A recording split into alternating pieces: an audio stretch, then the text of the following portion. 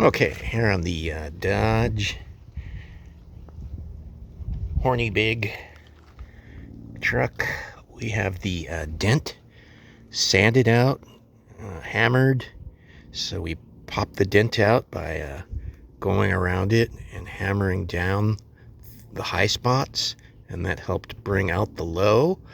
And then we just body filled over it after we treated the rust with some etch, some body filler in here, and then we're sanding it with our cool sanding block and getting it a little smoother.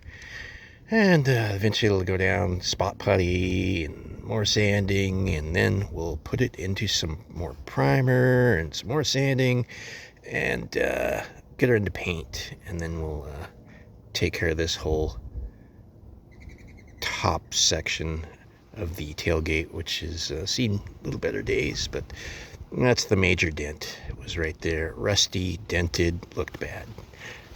Now we're getting somewhere.